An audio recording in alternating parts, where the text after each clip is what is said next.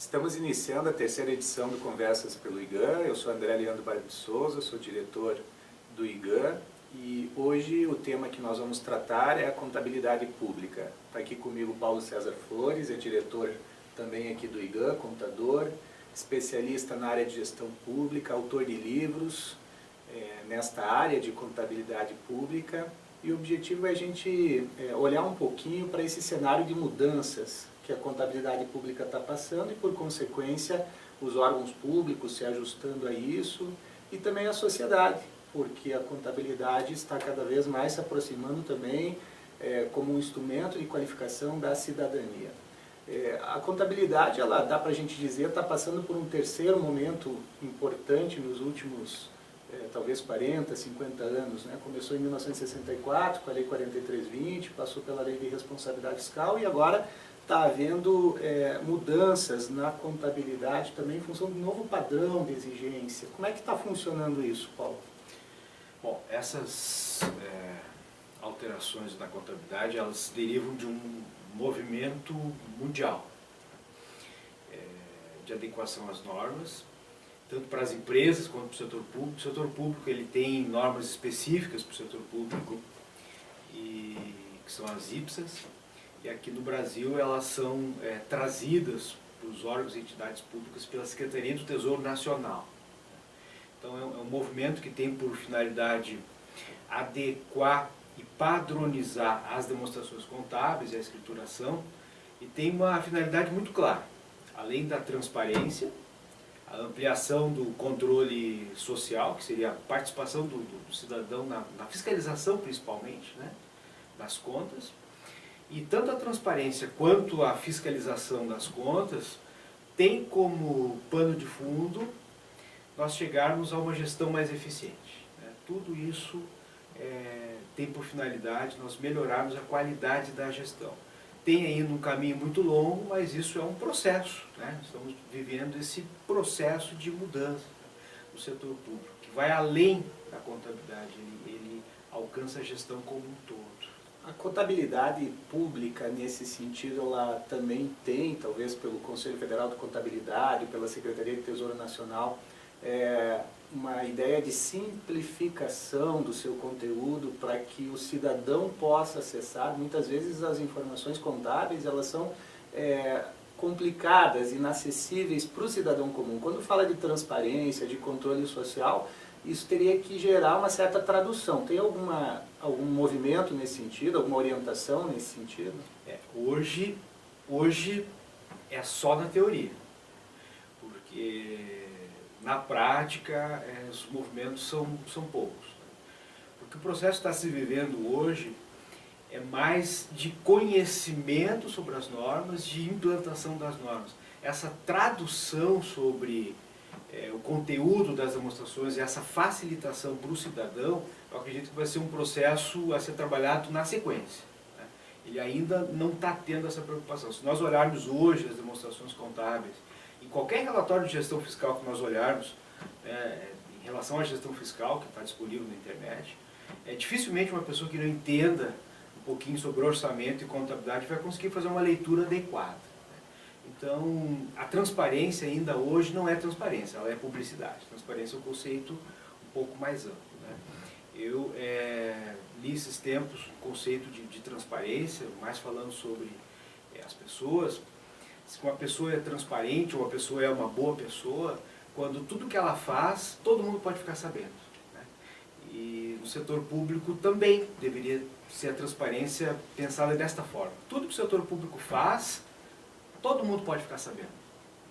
Ou seja, absolutamente nada pode ficar, ou deveria ficar, escondido não seria o termo, mas assim, não levado de uma forma proativa à sociedade, né? E a questão da contabilidade das contas, por ser uma linguagem técnica, precisa passar por um processo de transformação, né? Mas é um caminho, é uma caminhada, né? Primeiro tem que ter adequação da gestão, da contabilidade, na sequência, com certeza, vai ter um movimento de melhora dessa informação para o cidadão. Duas questões. referiste que a contabilidade, esse movimento, essa novidade, essas novas diretrizes que são trazidas para a contabilidade, é um movimento mundial, e que tem como pano de fundo uma gestão pública mais eficiente. Então, duas questões eu te trago aí para que nós possamos fazer aqui uma abordagem. A primeira, o gestor público é um político, não é um técnico que conheça a contabilidade. Para tornar a gestão pública mais eficiente, como ele vai dialogar com o técnico da contabilidade para poder construir informação gerencial para aprimorar o seu processo de administração? Essa é uma pergunta. E a outra pergunta que eu quero te fazer é quais as principais mudanças que a contabilidade está trazendo nesse novo padrão internacional que o Brasil está, então, por orientação da Secretaria do Tesouro Nacional, em vias de implementação. Certo. A questão do gestor público é uma questão muito delicada. Uma das principais dificuldades que nós temos hoje é porque as normas, como elas têm a porta de entrada da contabilidade, os gestores, por vezes, eles entendem que é um problema da contabilidade. Na verdade, é um problema de gestão. As normas, quando elas falam em mudanças, elas falam em mudanças no sistema de informações. O sistema de informações é como se fosse todo um sistema circulatório do corpo humano. Ou seja, tem ali o coração e tem as artérias, onde caminham pelas artérias as informações e o coração ele recebe e distribui. Assim deveria funcionar a contabilidade. Não apenas em um órgão central, mas distribuído por toda a organização. Se o sistema de informações não funcionar, a contabilidade não tem como trabalhar, né? Então, essa é uma das maiores dificuldades. Os gestores, eles pensam ou entendem que todas as mudanças são problemas da contabilidade e não da gestão. Como na prática a contabilidade ela não tem poder hierárquico sobre os demais setores, ela se vê com muitas dificuldades para organizar gestão de materiais, gestão da folha de pagamento, gestão de contratos, gestão do patrimônio. São alguns exemplos que precisam ser melhorados para que as informações fluam para a contabilidade, né? Venham para a contabilidade. Então, esse problema de conexão entre a contabilidade e o gestor, ele precisa ser resolvido, esse caminho precisa ser encontrado, né? Nós acreditamos que uma das alternativas possíveis é a criação nos municípios da controladoria. A controladoria seria um setor novo, ou a própria contabilidade, guindada mais essa função de organização dos controles internos, para que por lei ela pudesse gerir, não com um poder hierárquico sobre os setores, mas tecnicamente ela poder ter trânsito nos setores e organizar os processos junto com os outros setores, de tal maneira que a informação chegue à contabilidade. Porque se a informação não chegar à contabilidade, não tem como a contabilidade levar para a sociedade, levar para as demonstrações contábeis aquilo que ela deve se propor a fazer, né? Então o que está faltando é isso, esse entendimento sobre os reflexos das alterações na contabilidade em toda a gestão. E os gestores, por vezes, entendem que é só problema da contabilidade, é problema da gestão como um todo. O órgão de controle interno poderia assumir essa tarefa, né? A unidade de controle interno poderia assumir essa tarefa. A dificuldade é que as unidades de controle interno hoje, elas estão sobrecarregadas com representações que o próprio Tribunal de Contas encaminha, com as auditorias, e não estão muito preocupadas com a organização dos processos e os fluxos internos, em termos de documentos, movimentação de procedimentos, enfim, né? Então, acaba ficando essa tarefa no segundo plano, ao passo que deveria ser a primeira tarefa do controle interno. Primeiro se organiza o ambiente de trabalho, depois se audita e depois se fiscaliza. Só que os controles internos eles começaram pelo processo inverso. Primeiro se audita e se fiscaliza, e depois, se sobrar tempo, se organiza, né? Então essa comunicação entre gestão e a contabilidade, ela passa pelo entendimento do reflexo das normas em toda a administração, não apenas na contabilidade. A contabilidade é o final do processo, né? Ela depende de um fluxo de informações, né? Mas também é algo que vai evoluir, ou seja pelo controle interno, ou seja pela controladoria, né? Tem que ser mais debatido. Tem que ser mais debatido. E o novo? O que tem de novo assim, nessa nova termos de mudanças. Isso, né? na contabilidade Certo, pública. que foi a segunda pergunta que eu já estava me esquecendo. Isso Bom, dá para destacar dois grandes pontos, né, de mudança. A primeira delas é que a contabilidade ela passa a ter um reflexo, em termos das demonstrações contábeis, é muito mais voltada para o patrimônio do que para o orçamento.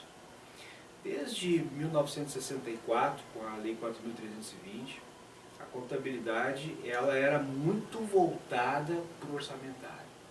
Ela era movida pelo orçamento. Se empenhava, se liquidava e pagava, e se arrecadava em função do orçamento, e a contabilidade ficava no segundo plano.